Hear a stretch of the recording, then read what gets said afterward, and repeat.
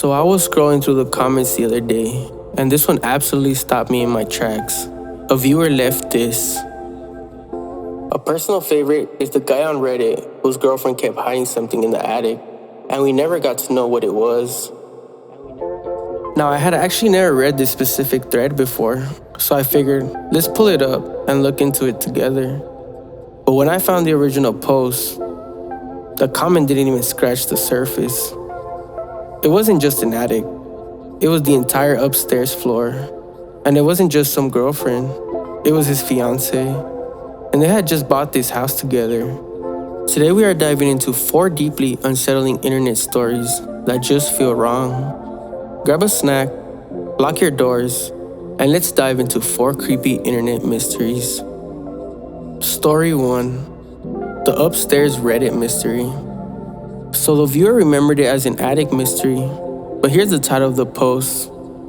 My 23-year-old male, fiancé, 23 female, won't let me upstairs in our semi-newly purchased home, and I'm starting to get really suspicious. Let that sink in for a second. This isn't her childhood home. This isn't a locked closet in a place she rented before they met. They just signed papers on the house together.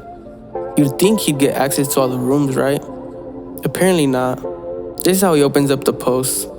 We've had this house now for 8 weeks, and I haven't stepped foot upstairs once since we signed the papers. It's all very, very confusing. The guy explains that his fiancée, Kelsey, had these weird trigger topics where she'd completely shut down or get super defensive if we brought him up. And you guessed it, the upstairs area became one of those topics. But then it gets worse. Going upstairs in our own home has become one of those topics, and I have no idea why or what's going on up there. I'm starting to smell a smell coming from upstairs too.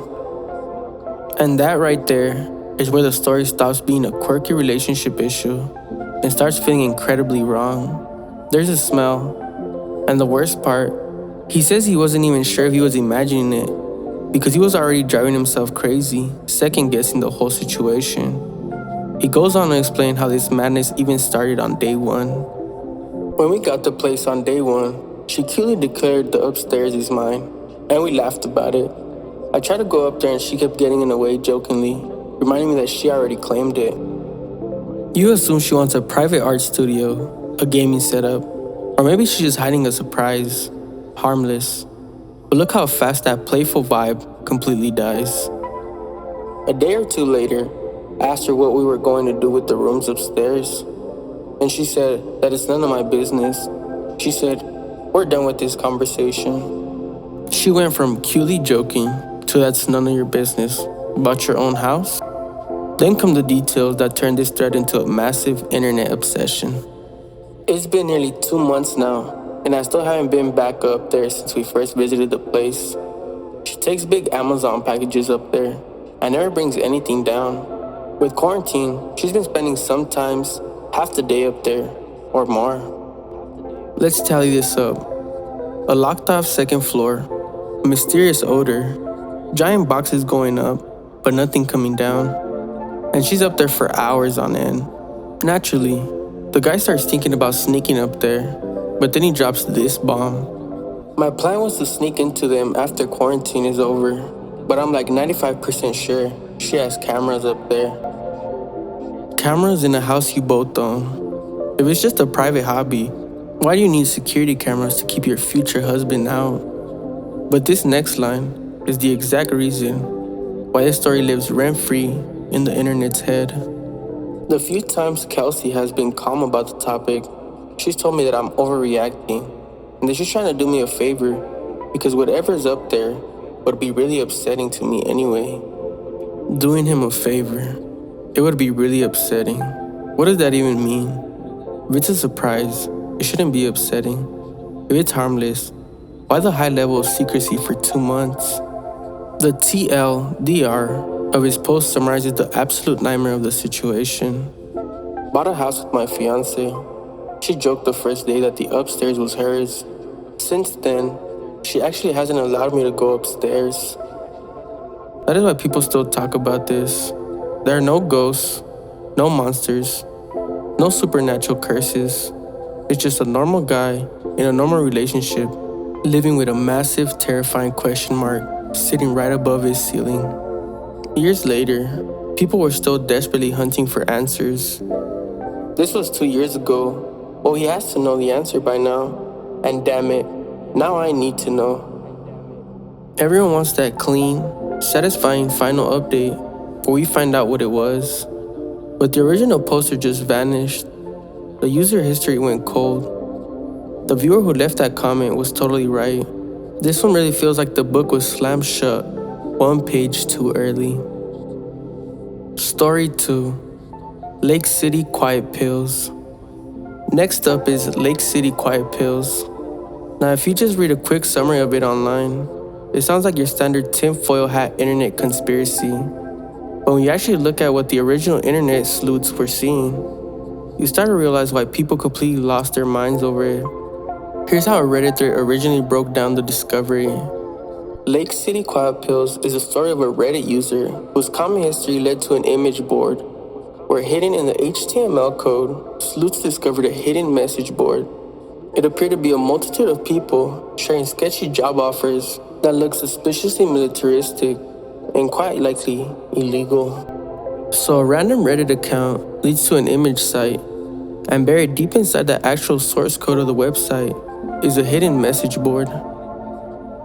And the stuff written in that code, it wasn't edgy teenagers playing a game. Check out these actual lines found in the HTML. Dispensing Lake City Quiet Pills to lousy bastards in need of permanent rest since 1968. 2 ground types, fluent Farsi, Arabic, French. No papers, no problems. Need farm group, 8 to 10. Single OP, the live bonus. Okay, look. I am absolutely not standing here telling you that this is definite proof of a secret assassin network operating in the shadows of the internet. A lot of Lake City Quiet Pills is pure internet folklore and intense speculation. Some people say it was a brilliant alternate reality game. Others think it was an elaborate hoax. But even if you throw out the wildest theories, the sheer reality of the trail is incredibly unsettling. This didn't start with a spooky creepypasta. It started with regular people poking around the boring back-end code of a website and stumbling onto hidden messages that looked like they were absolutely meant for someone else. It's that 2 a.m. feeling where you click on the wrong link and suddenly think, I am definitely not supposed to be looking at this. Story 3. Erratas. Now Erratas is a whole different story. This is an internet mystery that feels like it's actively trying to confuse you on purpose. It's a massive rabbit hole, but instead of trying to untangle every bizarre thread right away, let's look at the original post where people try to figure out what they were even looking at. 4chan stumbled upon a weird guy who made some videos mentioning some computer program called Erratas. The whole thing was snuffed out as the moderators started banning people for mentioning Erratas. So what was all this about? Anyone have any ideas? That right there is the perfect snapshot of the Erratas panic. A strange word, a rumored algorithm or program, deleted threads, and automated bans just for typing the name. Suddenly, the internet started connecting all these wildly random pieces to an indie band called KFC Murdered Chicks. A guy named Todd Ellsworth, weird automated caption on random videos, and old Jurassic Park references. People were aggressively debating whether it was an intricate art project or something way more sinister. What makes Erratas so fascinating isn't even the destination, it's the chaos of the journey. You're watching an internet forum trying to build a puzzle while the pieces are literally dissolving in front of them. It perfectly captures that old school internet paranoia where a single word gets repeated so many times in dark corners that it starts to feel cursed. Story 4. The Backrooms. Finally, we have to talk about the Backrooms.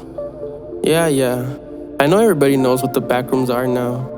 It has games, massive animations, lore wikis, levels, and even a movie was made. But before it became a multi-million view genre, it was just one single strangely unsettling photo on 4chan. with few lines of text.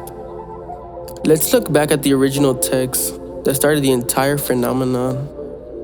If you're not careful and you no-clip out of reality, the stink of old moist carpet, God save you. If you hear something wandering around nearby, think about how crazy that is. No monster in the frame, no blood on the floor, no cheap jump scare, just an empty liminal space and a caption that made your stomach drop because it felt like the place you visited in a bad dream. For years, nobody knew where the picture was actually taken. The mystery of its origin became just as famous as the horror story itself. But then, the internet did its thing, and internet historians finally tracked the photo back to an old archive renovation page from a hobby town in Oshkosh, Wisconsin. And honestly, knowing it's real makes it even creepier to me. It wasn't a calculated horror set, it was just a normal, everyday building under construction. Someone walked through those empty rooms with a digital camera in the early 2000s, took a picture, and went home. They had no idea they just captured the backdrop for one of the biggest internet nightmares of the century. It just proves that the internet doesn't need a movie budget to terrify us. Sometimes all it takes is an empty room that feels like it's watching you from behind. What I love about all these 4 stories is that they hit so much harder when you actually read the raw source material. It's easy just to tell someone, hey, there's a thread about a guy who wasn't allowed upstairs. But it's a completely different feeling to read his actual words. Realizing he's trapped in a house he owns, smelling something weird, noticing cameras, and being told it's for his own good.